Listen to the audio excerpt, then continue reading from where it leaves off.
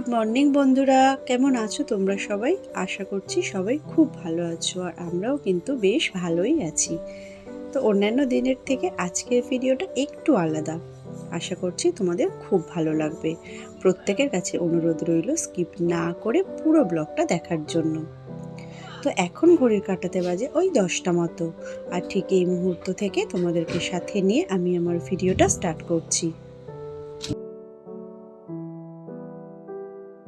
তো আজকের ভিডিওটা একটু অন্যরকমভাবে শুরু করলাম।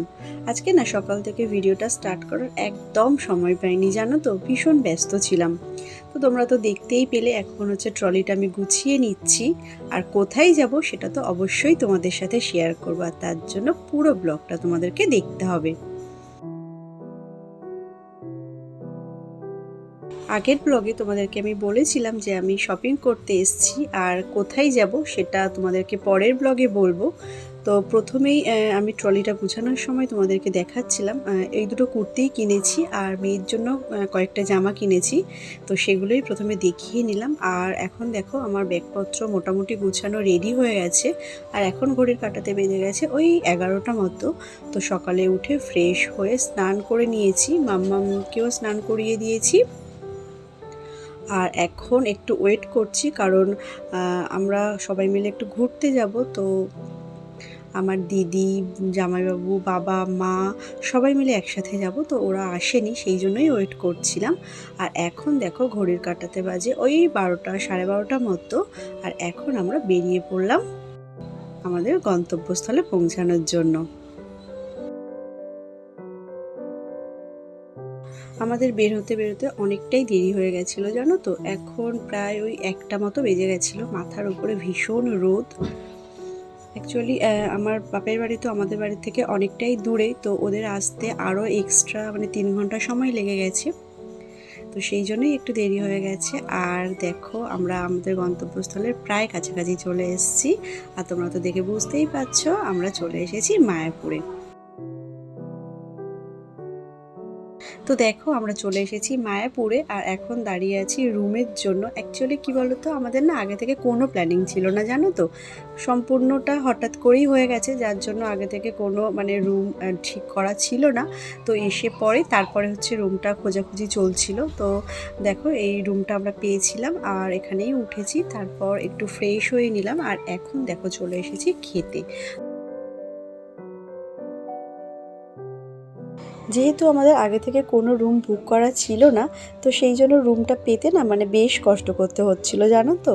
আর যেহেতু কালকে দোল, তো একদম না কোনো রুম ফাঁকা পাওয়া যাচ্ছিল না, সব রুম বুকিং ছিল। আর যেগুলো ফাঁকা ছিল সেগুলো এত বেশি ভাড়া চাইছিল যে প্রায় অসম্ভব হয়ে পড়ছিল। সাধারণ রুম অথচ এত বেশি ভাড়া।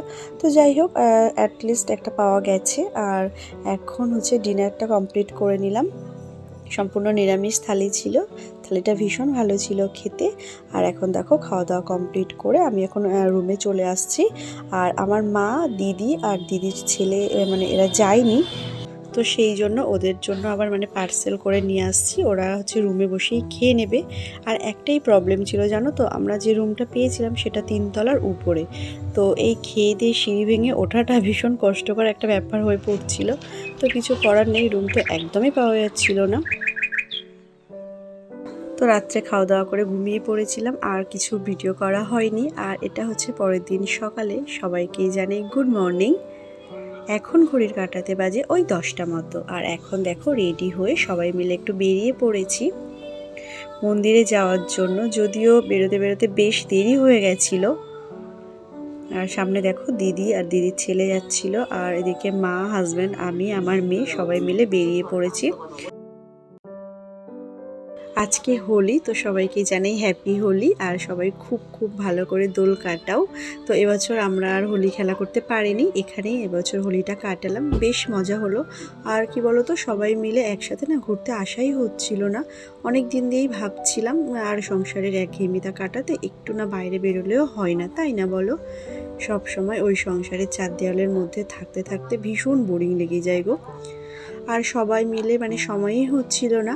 আর তাছাড়া দিদা মারা যাওয়ার পর হাজব্যান্ড বেশ কিছুদিন ছুটিও নিয়ে নিয়েছিল, সেই জন্য মানে ও ছুটিও নিতে পারছিল না, আর ঘুরতে আসাই হচ্ছিল না। তো তো হঠাৎ করেই সব কিছু প্ল্যানিং হয়ে গেল আর আমরা সবাই মিলে বেরিয়ে পড়লাম। তো আমরা এখন মন্দিরের দিকে যাচ্ছি। আর যেহেতু হোলি উৎসব, তো সেই জন্য দেখো কত সুন্দর করে মায়াপুরটাকে সাজিয়েছে। আর এত বেশি ভিড় ছিল না যে তোমাদের কি বলবো, মানে নর্মাল টাইমে তো এতটা ভিড় হয় না, কিন্তু যেহেতু দোল সেই জন্যই মানে এতটা ভিড় হয়েছিল। আর এখন ওই 4টে সাড়ে 4টে মতন বাজে। তো আমরা এখন রেডি হয়ে বেরিয়ে পড়েছিলাম সন্ধ্যা আরতিটাই দেখার জন্য। আর আমাদের ঘুরতে আসার আরও একটা কারণ ছিল জানো তো, যেহেতু মাম্মামের পরীক্ষা শেষ হয়ে গেছিলো, তারপর আবার নতুন সেশন শুরু হবে। তো তারপরের থেকে আবার সেই মানে স্কুল, আবার রান্না বান্না সব কিছুই শুরু হয়ে যাবে। তো সেই জন্য ভাবলাম যে মাম্মামের যেহেতু পরীক্ষা শেষ হয়ে গেছে, একটু সময় পাওয়া গেছে, তো এই সময়ের মধ্যেই ঘুরে আসি। আর এই দেখো তোমাদেরকে একটু মায়াপুরের মন্দিরটা দেখিয়ে দিলাম, তোমরাও একটু দর্শন করে নাও আমাদের সাথে সাথে। তো তোমরা তো জানো যে মন্দিরের ভিতরে ফোন অ্যালাউ নেই, সেই জন্য আর ভিতরটা তোমাদেরকে আমি একটু দেখাতে পারলাম না। আর তারপর আমরা যখন আরতি মানে দেখে বাইরে বেরোলাম, তো এত মেঘ করে এসছিল, একদম মানে বৃষ্টি নামার মতন অবস্থা হয়ে গেছিলো। তো সেই জন্যই মানে তাড়াহুড়ো করে বাড়ি চলে গেছিলাম, যেহেতু ছোট ছোট দুটো বাচ্চা আছে। আর এটা হচ্ছে তার পরের দিন সকাল সকাল, মানে এখন হচ্ছে ভোর ওই 5টা সাড়ে 5টা মতো বাজে। এখন ভোরের আরতিটা দেখার জন্য আমরা সবাই মিলে বেরিয়ে পড়েছি। আর আজকে এখান থেকে ভোরের আরতিটা দেখে তারপর একটু সাইট সিনগুলো দেখবো, আশেপাশে যাব। যতটা সম্ভব হলো আমি তোমাদেরকে দেখালাম, তোমরাও একটু দেখে নাও। এর আগেও আমি মায়াপুর একবার এসছিলাম জানো তো, তা আজ থেকে প্রায় 10-12 বছর আগের কথাই বলছি। তখন কিন্তু এই নতুন মন্দিরটা ছিল না, তখন একটাই মন্দির ছিল। তো এখন তো অনেক নতুন মন্দির হয়েছে। আর একদম যে নতুন মন্দিরটা হয়েছে সেটা কিন্তু এখনও মানে স্টার্ট হয়নি, মানে ভিতরে এখনও ঢুকতে দিচ্ছে না। ওটা মার্চের 27 তারিখ থেকে বোধহয় ভিতরে ঢুকতে দেবে। তো সেই জন্য আমরা ওই মন্দিরে যেতে পারলাম না। তো যতটা তোমাদেরকে দেখাতে পারলাম দেখালাম। তো আমরা আরতিটা দেখে এখন হচ্ছে দেখো বাইরে বেরিয়ে পড়েছি। আর ভোরের আরতিটা না সত্যি মানে এত সুন্দর লাগলো যে পুরো আমাদের মনটাই যেন ভালো হয়ে গেল। আর এখন দেখো সবাই মিলে গরুর গাড়িতে উঠে পড়েছি, একটা দারুণ ফিলিংস, দারুণ মজা। এখন আমরা চলে যাচ্ছি একটু গোশালায়, গোশালাটা দেখার জন্য। খুব বেশি কোথাও যাব না, আমরা না আজকেই আবার বাড়িতে ফিরে যাব। মানে আমরা একদিন এসেছিলাম আর এখানে মাঝখানে একদিন স্টে করেছিলাম, আর তারপরের দিন আমরা কিন্তু এখান থেকে বেরিয়ে যাব। তো সেই জন্য খুব বেশি মানে সাইট সিন দেখবো না, 2-1টা জায়গায় ঘুরেই বেরিয়ে পড়বো। আর এখন তো আমরা গোশালার মানে দিকে যাচ্ছি। তো আমার এই ধরনের ব্লগগুলো যদি তোমাদের ভালো লেগে থাকে, বা আজকের এই ব্লগটা যদি তোমাদের ভালো লেগে থাকে, তো প্লিজ একটা লাইক করে দিও, কারণ তোমাদের একটা লাইক পরবর্তীকালে আরও অনেক ভালো ভালো ভিডিও বানাতে আমাকে অনেক বেশি মোটিভেট করে। যদি মনে করো যে আমি ইউটিউবে একটু জায়গা করে নিই, তো প্লিজ আমার চ্যানেলটাকে সাবস্ক্রাইব করে দিয়ে আমার পাশে থেকো। আর যারা অলরেডি সাবস্ক্রাইব করে দিয়েছো তাদেরকে তো জানাই অসংখ্য ধন্যবাদ। আর যারা এখনও সাবস্ক্রাইব করোনি তারা প্লিজ আমার চ্যানেলটাকে সাবস্ক্রাইব করে দিও। আর দেখো আমরা গোশালায় পৌঁছে গেছি। আর এখানে বাবা মানে গোমাতাদের জন্য খাবার কিনেছিল, তো সেগুলোই খাওয়ানো হচ্ছিল। বাবা খাইয়ে দিচ্ছিল আর আমি চেষ্টা করছিলাম একটা মানে খাওয়ানোর জন্য, কিন্তু একদমই পাচ্ছিলাম না, ভীষণই ভয় পাচ্ছিলাম।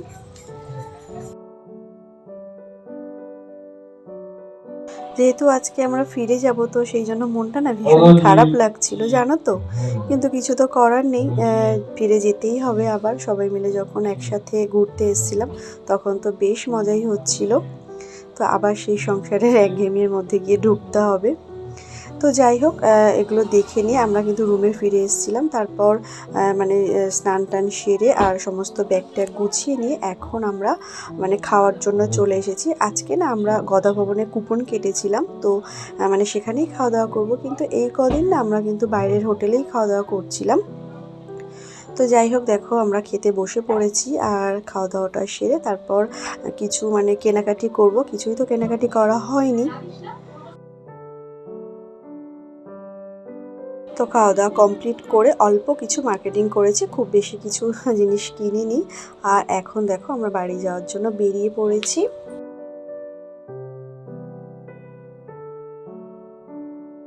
আর আমার বাবা মাও আমাদের সাথে মানে যাবে, যেহেতু আমাদের এখান থেকে বাড়ি পৌঁছাতে পৌঁছাতে মানে সন্ধ্যা হয়ে যাবে, তো সেই জন্য বাবা মাকে আর মানে রাত্রে ফিরতে দেব না। ওরা আজকে রাত্রে আমাদের বাড়িতে থাকবে, কালকে সকালে এখান থেকে বাবা মা আমি সবাই মিলে যাব আমার দিদির বাড়িতে, কারণ আমার দিদির বাড়িতে আবার অষ্টম প্রহর আছে, তো সেখানেই যাব। সেই জন্যই বাবা মা আজকে রাত্রে আমাদের বাড়িতে থাকবে, কালকে একসাথে বেরিয়ে পড়ব। তো আমরা চলে এসেছি বাড়িতে, আর বাড়ি এসে রান্না বসিয়ে দিয়েছি। তো ভাতটা উপর দিয়ে দিলাম, আর এদিকে দেখো ডিমের ঝোল করছি সবার জন্য। বেশি কিছু রান্না করব না, বুঝতেই পারছো বাড়ি ফিরে ভীষণই কষ্ট হয়ে গেছে, তো একটু ডিমের ঝোল করব আর একটু ভাজা করব।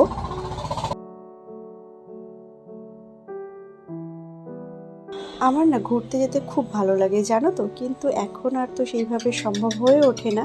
কিন্তু বিয়ের আগে বাবা মায়ের সাথে আমি অনেক জায়গায় ঘুরতে গেছিলাম জানো তো, কিন্তু এখন আর যেতে পারি না। আর তারপর মাম্মাম হয়ে যাওয়ার পর তো আর একদমই সম্ভব হয় না। তো এইসব মিলিয়ে আর একদমই ঘুরতে যাওয়া হয় না। 1 বছর আগে আমরা সবাই মিলে কিন্তু দীঘাতে গেছিলাম।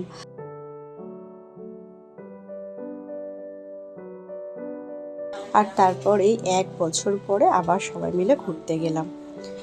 তো চলো তোমাদেরকে একটু রাত্রের মেনুটা দেখিয়ে দিই, যদিও অনেকটাই তোমাদেরকে রান্না করতে করতে দেখিয়ে দিয়েছিলাম। সাদা ভাত, আর এই যে ভাজা, আর এই যে ডিমের ঝোল করেছিলাম, আর একটু মাম্মামের জন্য ডিমের ঝোল। তো চলো আজকের মতো টাটা, সবাই খুব ভালো থেকো, সুস্থ থেকো। Thanks for watching.